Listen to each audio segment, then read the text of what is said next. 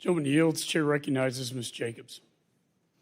Thank you, Mr. Chairman. Thank you, Mr. Secretary, for being here. Thank you to the Gold Star families who are here for your sacrifice and for representing the Gold Star families that we know have sacrificed so much over the last 20 years. I represent San Diego, the largest military community in the country, and my community has borne the cost of this 20-year war. And so, Secretary Blinken, rather than repeatedly revisiting the events of 3 years ago, I'd really like to look ahead and consider what we actually learned from America's two-decade, $2.3 trillion investment in Afghanistan, an investment which was intended to foster democratic growth, democratic governance, and state capacity, but which ultimately fell short, as evidenced by the fact that the government instantly collapsed after our departure and is long-standingly ranked as one of the most corrupt states in the world. So the Global Fragility Act, a law which was signed by President Trump, was designed to incorporate some of these lessons from Afghanistan and to pilot a more integrated strategic approach to how we deal with fragile and conflict-affected regions. Reflecting on the shortcomings of our 20-year war and the withdrawal's aftermath, what key insights have guided the department's evolving approach to conflict prevention and stabilization, and how have these lessons shaped the implementation of the Global Fragility Act to ensure that future engagements emphasize building resilient, accountable institutions rather than just propping up hollow, corrupt ones? Well, I think you said it very well. I think one of the lessons that I at least take away from the 20 years is that while very well-intentioned and noble in aspiration, the idea of nation building and trying to impose a democracy on a country in effect, by military means alone is simply not going to work. And that while security is necessary, it's not sufficient to getting the job done.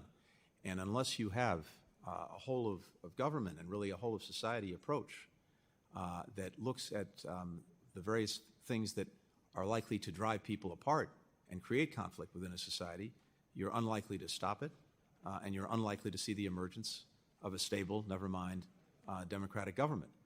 And I think what you and others have done in your work in support for the Global Fragility Act very well reflects that insight. Because if we're not operating across society and across the government, and not only us, NGOs, the private sector, and others, again, we're unlikely to actually prevent these countries from failing, never mind building something successful.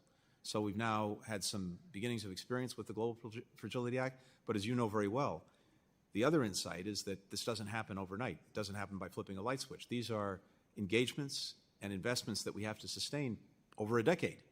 So we're in the early years of this, but I think this is a much better approach to trying to get the results that, again, are extremely well-intentioned, but I think Afghanistan and in different ways Iraq shows us are unlikely to be achieved just by focusing on security in the military.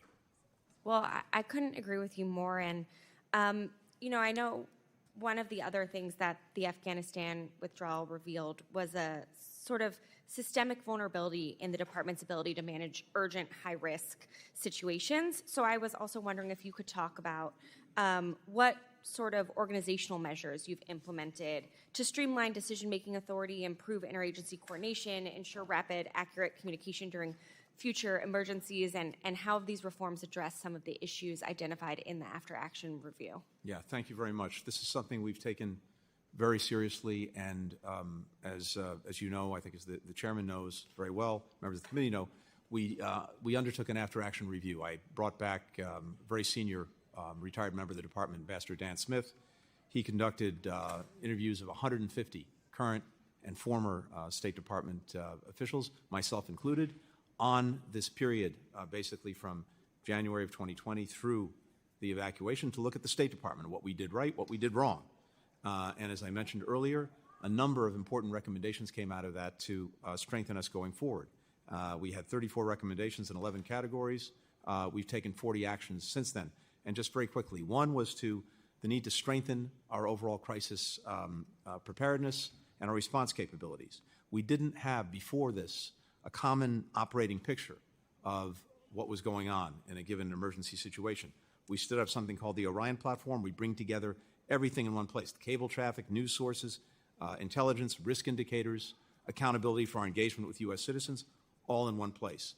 Before, we had a dispersed staff. We didn't have the proper capacity to surge our people during a crisis. We opened a new modernized operations center with that capacity, with the flexible spaces to have task forces develop overnight. We had, before, no comprehensive system for tracking or deconflicting the status of American citizens who were caught in the middle of a conflict. So we stood up a streamlined and cloud-based system to track, to communicate with American citizens in real time to avoid duplication, overlap. There are a number of things. I'd really commend to you. Gentlelady's time has expired. Chair now recognizes Mr. Barr.